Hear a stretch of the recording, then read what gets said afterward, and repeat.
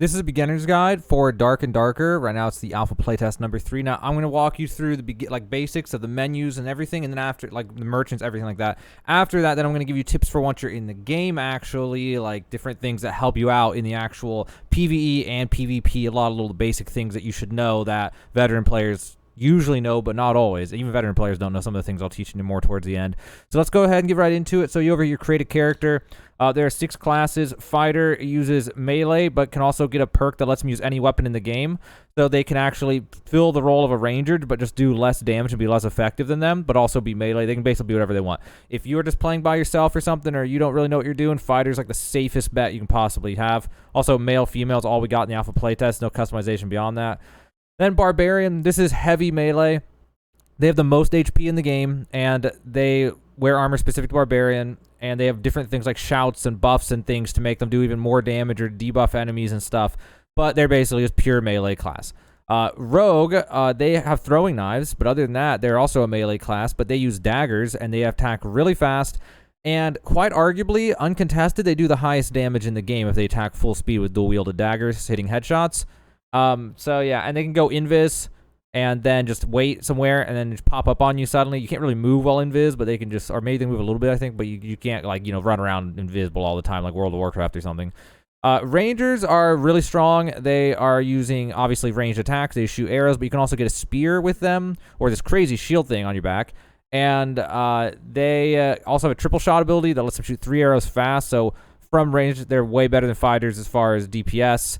Which, speaking of ranged DPS, we have wizards. Now they have, I don't know, maybe them and rangers both have pretty high DPS. It's just they have a weird thing with wizard where you have a fireball. If it hits, it does just an insane amount of damage, and then you have magic missiles that do crazy damage, but they're not like a ranger where you hit the headshot and it's just instant, like 1 millisecond damage all at once. Fireball's kind of like that though.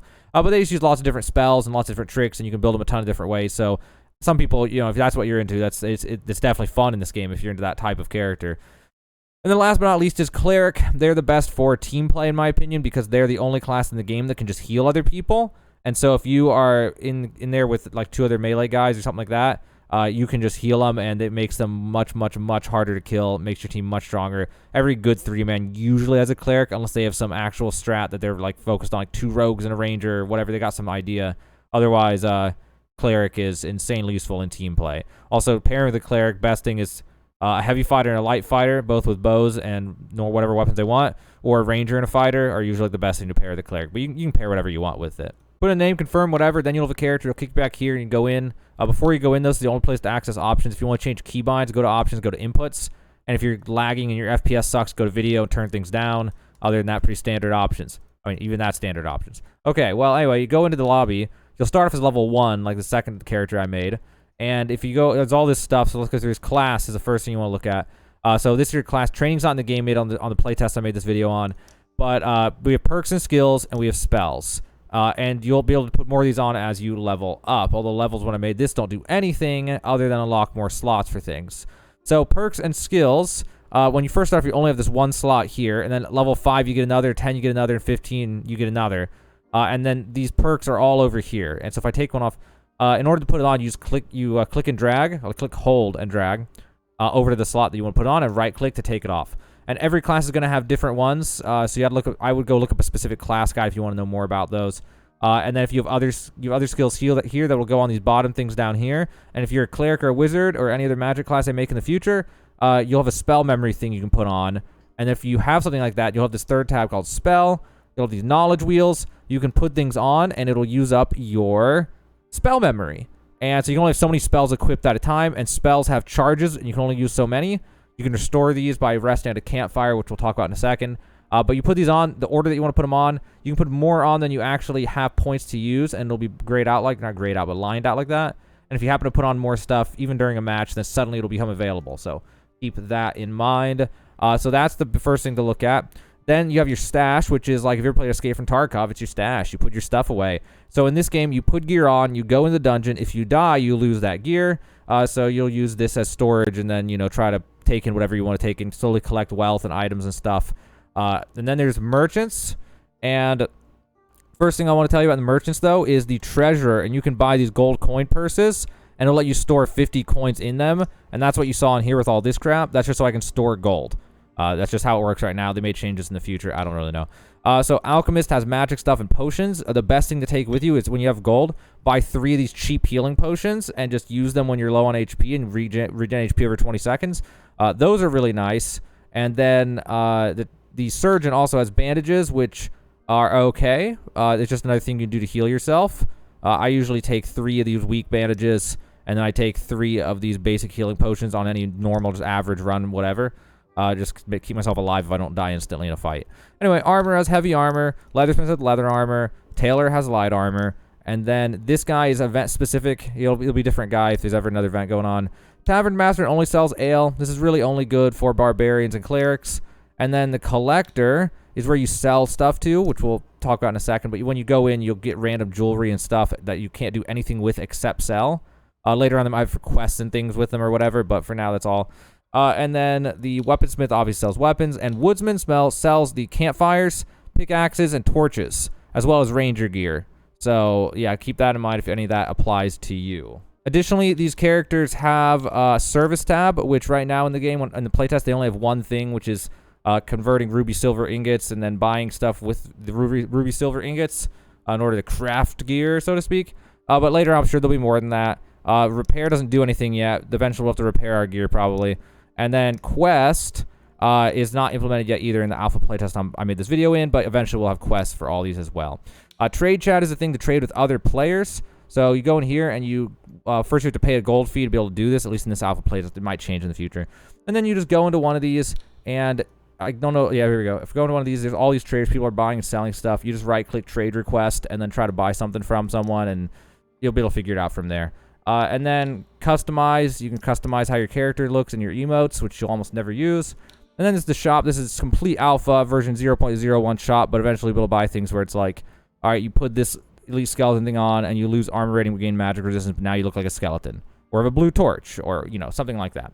And you also get the adventure points just from playing, but we'll see how that gets changed in the future. I have a feeling that'll change in the future. All right, so that's the basic of all that. Now we go back to the play menu, so you're actually ready to go now.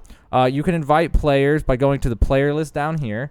And then if you have a friend's name, you can just like type it in and then search. And if they're available, then you can, you know, right-click invite on someone. Or you try to just invite random people. You can also have this open or closed, which lets random people invite you and stuff. And so then the other things you need to know about, there's a little thing here that gives you another guide to go through of what all different stats do and stuff. So you can reference this if you need to. It's just that button down there. This button kicks you out to the menu. So if you want to change characters, and it'll actually not kick you out of your party if you're in a party. So if you're in a party, you can back out and swap characters while in party still, which is a new feature on this playtest, which is great.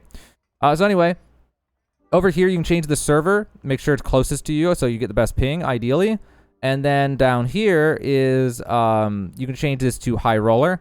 Now maybe there'll be more in the future, but right now this was the new thing, High Roller. And it costs gold to get in. All these values are going to change in the future probably, and everything's going to change because it's still alpha, but where we're at right now, that's High Roller, Normal. So then Normal is the basic dungeon, you know, the basic game. And then High Roller is all the mobs are harder, the higher difficulty mobs, and there's way better loot. And yeah, that's pretty much it. There's stronger mobs and better loot, and you know, that basically tells you that.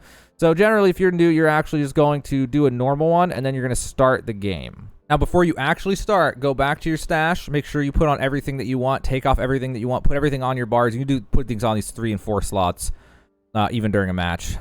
So in my case, since I'm just doing a demo for you guys, I'm just going to go with some cheap stuff. Nothing, I mean, some decent stuff, but I don't feel like my storage is jammed, so I'm going to take it, probably maybe die in a solo as a cleric, which is a bad idea. Or actually, I can swap to a brand new character and show you. I'll just do that. All right, so I just made a brand new character. Speaking of which, if you ever die, you actually start with some basic stuff every time. So you can go in like really badly geared, but you can just go in over and over again until you know, get gear again. So anyway, you'll start the match. Hit yes, make sure you're ready to go, and then it'll look for a game, and then it should throw you into this at first. Once there's enough players, it'll start the match, or after, I think, like 8 minutes have passed or something like that, or 3 for this, and 8 for High Roller, 6 for High Roller, I don't know. Either way, either enough time's passed, or 16 or 18 players join, whatever they have it set to, and then it'll count down, and it'll launch you into the dungeon, which you maybe already know this if you played just once or twice.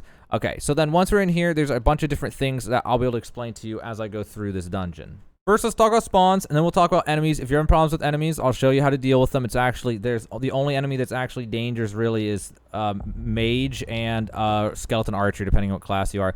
So you start off on the edges of the map usually, almost always in a room, if not always in a room. Actually, in this playtest, I think literally always in a room. You can interact with doors to open them up, and then, you know, press 1 and 2 to swap through your things, depending on what class you are and what you've equipped. In my case, I'm a cleric, so I have 1 as my weapon and my mace. 2 is staff.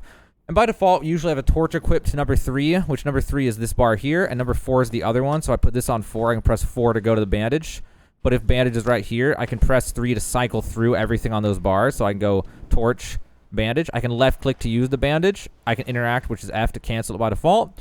Swap to my staff, and then I can hold E by default. You can change to the keybinds to bring up my spell wheel that I have equipped. And then I can go into here and I can move my mouse over what I want. So let's say protection creates a shield that blocks 20 physical damage for 20 seconds. Let go. And now that's equipped at the bottom right, or bottom middle right. And now I hold right click to cast. And now it's ready to go. It has to charge first and it's ready to go. You can hold it as long as you want. And you can press F to cancel. If you cancel, you'll have to redo the cast. If you're ready to cast, you're going to aim on whatever you want. If you aim on nobody, depending on the spell, it may just use yourself, or if it's attacking spell, it'll attack where you're looking. But in the case of a healing spell, I let go. Now I have protection on myself. I have this green bubble around me that will absorb 20 damage. I also have lesser heal, which will heal myself as a cleric, but that's just, you know, cleric stuff. If I'm going to attack someone, or say I'm going to try to heal someone, so if I have Holy Light equipped, I would actually have to aim on them, and when I let go, it will cast, but it won't actually cast until after the animation. So you'll see here when I let go, there's a healing animation, and right at the end, whatever I have my crosshair on is what it'll hit, and it's a hit scan. So it's instant on anything that I see. So I'll show you on this skeleton up here. So here's a random skeleton on the floor. This spell actually does damage to them as well, on top of healing. So I wake him up. Now, I can actually look over here while I cast, but then look at him when I go, like, when it's done casting. So I can, like that. And it'll actually, whenever it finally casts, it will be the moment that it, you know, does its insta-cast hit scan. So to deal with enemies, they have rudimentary AI for most of them. They just walk at you, and once they're close enough, they'll attack. So it's really easy to deal with if you're patient. The biggest thing is just being patient. So they swing, and then you swing is the basic of it. You can actually get 2 swings depending on your weapon. So you just walk in to get them to start swinging, and then walk back to dodge a swing, and then swing and try to hit him in the head. By the way, melee has headshots, arm shots, leg shots, and chest shots. They all do different damage, so keep that in mind. Actually, try to get to where your mace will conk them in the head, and it will do bonus damage. So you look at an enemy or a player or whatever, and you press interact to loot, drag and drop it into your inventory if you want it, or equip it by dragging and dropping it on if you can equip it, and then press tab to get out of it. Tab, by the way, is getting into the menu like this. So then you pull out your torch whenever there's darkness like this, and you can look around, okay? And then if you need to, if it's really dark but you don't want to hold a torch, you can actually look and right-click to throw your torch and then light up an area so that way you can have something else out while there and see it. But do keep in mind, enemy players can take your torch, so yeah, just keep that in mind. Also, there's these things we break. These are urns, and over here are barrels. Depending on your weapon, barrels take you 1 or 2 hits. So you'll hit the barrel, and then you'll hit it again, and it'll have random stuff in it, usually gear and potions and trinkets and things. And the urns are usually 1-taps. Also, you'll see the zone coming in. We'll talk about that in a second. I'm just going to hang out in the zone. Okay, so this one had a bandage in it, but the urns usually have good jewelry to sell, and these things usually have gear and random items, and sometimes jewelry. So anyway, sometimes there's secret passages like this, and if you see one, well, let me throw this on the ground like I taught you. If you see one, you can hit it, and it'll break it and let you get into a little secret room. So I can go back into here, and there's just this random, you know, lootable corpse thing. So then we'll open up this, and oh wow, gloves. So I'll put those gloves on. Has to equip them. All right, now they're on. Random thing there. See if there's anything else in here. There's a chest. Sometimes chests are mimics. I doubt this one will be one. But you'll be able to open up a chest, and then it'll stop, and it'll be a mimic, and it'll attack you. Mimics don't really hit hard. It's right-click, by the way, to grab those things. If I didn't mention that, just right-click to do it fast. Right-click to equip, or right-click to grab them, whatever. So anyway, that's the basics of looting and stuff and fighting. So once you're in the zone, you want to get out of the zone. So in my case, I'm going to go over here to this, what I call the pyramid room. And I hear some noises, so there might be someone nearby. So in my case, since I'm a healer, I can hang out in the zone for a while. I'm just going to lesser heal myself twice. And then I'm going to pop a healing potion if I have one. I don't have one. Okay. Well, instead I'll just pop a bandage. And I'll just walk while bandaging. Now, this room has a ton of these bat things in it, so I actually can't bandage now because they'll come and attack me. So you're going to want to get into the zone. The zone doesn't do a crazy amount of damage in these playtests, but it's just enough to force you to come in.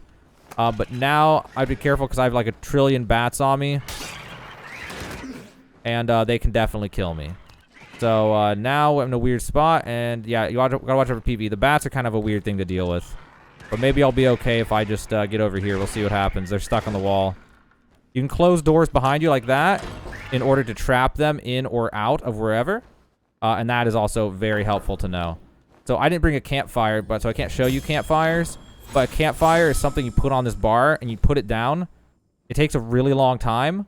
But then once it's down, you can rest at it for like 5 or 10 seconds. And it'll give you 1 spell cast back on each of these things, or multiple. For the heals, will give 1 back. I don't know about other spells. It depends on the spell. Some spells will take 2 campfires or a better campfire. Better campfires last longer, heal more HP, restore more spell cost. But so that's that. So, you know, right click to grab this. You can also drag and drop over if you need to. In either case, backwards or forwards. And then, so here's another one. These guys are spitters. First time you get near them, or some of the times you get near them, they'll spit these, like, what we call fart gas, or whatever you want to call it. A lot of people just call it fart gas because it's funny.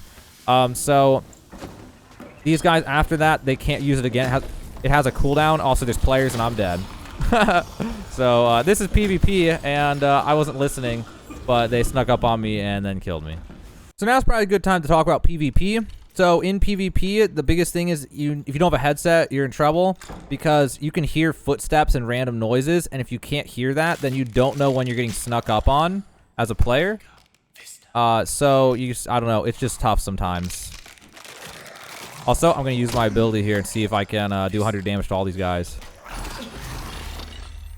Alright, so they buffed that. That does a ton of damage now.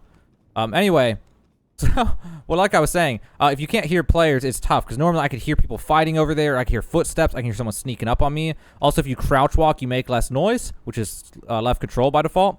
And shift makes you walk.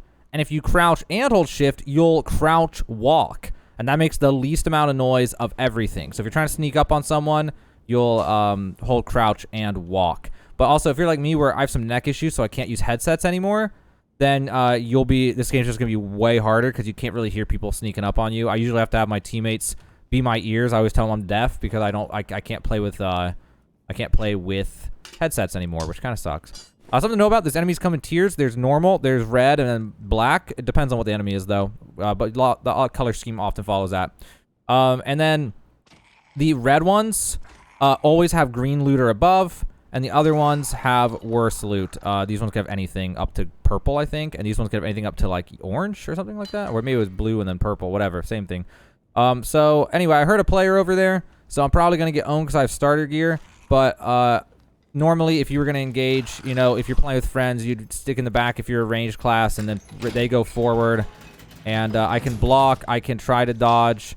They have a ranger, so I don't want to get shot, so I'm going to back off. There's not really much I can do here against a 3-man with this build, because I just have default build, unfortunately. I don't even have purification. But like, at any point, you can put your weapon away by pressing X, and this will make you just run faster. And if you run faster, then it makes it easier to get away and hold distance from them. And also, while you're opening things, you can turn a little bit away from it so I can watch that door while I open this in order to go over here and close the door behind me so that they can't just immediately walk up on me. And normally, you can just run away from people, but a lot of people will just chase, but you can run away from people. That is a thing. That is absolutely a thing. So if you feel like you can't win a fight, then there's no shame in just running away, which I think that's what those guys did. I don't think they knew I was a solo and they got scared and they ran away because I was so aggressive with showing presence. Yeah, they just thought I was probably a 3-man. So anyway, that's the basics. Also here you can watch me fight a skelly where you just walk in and they swing. And then you just back up. So I can even run in to make him swing. Whoops, I didn't mean to swing. So I can go like that. Okay, never mind. I messed it up. All right, so from this side, I ran out of room. I can actually, like I said before, run up, tap him, and then back up, and that'll force his swing. And then I can run back in his swing. But that's, you know, you can do a bunch of different ways. Also, something to know about, that if you're new, you don't know, there's things called spider spawners. there's these little urn things. I don't know where this one is, but there's these objects. Oh, it's over in there that spawn spiders. So you'll have to blow up that in order to get these spiders to stop feeding. And spiders don't do much damage, but they are really annoying. So anyway, some rooms enemies will spawn. They'll come out of the ground and things, and this is one of them. I'm not even going to go in there, but if you walk in, enemies will just start popping up out of the ground. So do be careful with enemy spawns like that, because you can definitely get yourself overwhelmed and surrounded really fast. Also, don't forget, you can turn these torches off. So looking through doors is a huge thing in this game, and if you turn off torches, people can't see that you're looking through at them. So if I turn these off, then I can look through here, and people can't see me back. So I could have done that over there, and then I could have been staring at these people, and they wouldn't know I'm here. Unless I'm holding a torch, and they'll see my obvious torch. Also, potions. I can't show you, but if I have a potion on my belt, it's actually on my belt, and you can clearly see them. Which... I'm scaring this guy right now. Hold on. He doesn't know that I'm alone. But yeah, so see that potion way off in the distance? Potions are very obvious, and you can see them like all the way over there. And it's the same thing when it's on someone's belt. So keep that in mind. All right, so that guy just went a different way, unfortunately. But also sometimes, this is a good chance for me to show you since he left. There are some rooms in this game that I call loot rooms, because there's some rooms that just have way better loot. So one of them is over into here. It's just one example. Like, it doesn't really matter, but, you know, there's random rooms like this. And these random rooms have just tons of stuff on the shelves. And also this one particular has a spider spawner. But anyway, yeah, you'll be able to find stuff on the shelves if that guy didn't loot at all, like this chalice.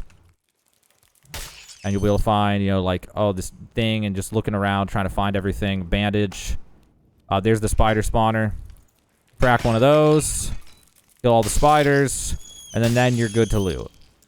So yeah, here's an invisibility potion, a silver coin, convert those into gold coins, ceremonial dagger, and these are all these things that you can only just sell.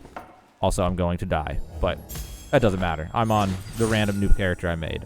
Also, there's a potion. So you can try to survive. Like, the plague's not the end of the world, and I can show you that now. So I'm all the way out here. I'm out of heals now, but I can chug this potion to neutralize plague damage, basically, and then I can take the path that that guy took in order to try to get out of here. And then head out over this way. And then here is the zone. And there's, oh, there it is. There's a bat. And then he left behind a skelly. So I'm going to kill this in order to get in. But this is normal gameplay. So as long as you know what you're doing with the enemies, and you know how to loot, and you know how to do the basics, then all you have left to focus on is PvP. And PvP is something that I would want to touch on in a whole separate video. I don't want to make an entire guide for PvP in this beginner's guide. But also, I need to show you how to get out of the dungeon. I didn't even think about that. So let me skip ahead to where to get out. So what you do, you see at the top right, there's these messages of who killed who and stuff.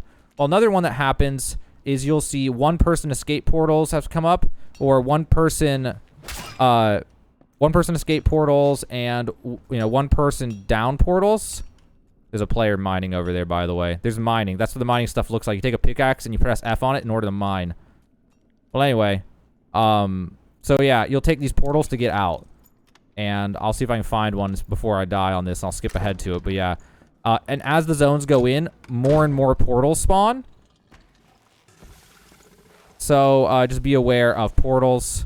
And, you know, be mapping them out. If you're, like, in control as a team, then you're going to want to start mapping them out. And ahead of time, and trying to figure out where they're at. Also, I just drank an invisibility potion just to show you what it looks like. They only last, depending on the potion, they don't last very long in this playtest, but you do it at the right time, it could definitely change things. Also, there's a skeleton over there. I think it might be an archer, and that's also a problem. That is definitely a problem. Archers, one trick for them, they're the most dangerous enemy for if you're a melee class, is you can try to get them to come closer to the wall. And then you can, like, peek them around the wall. It's just hard to get these skellies to do what you want. So if you back up far enough, they'll come forward.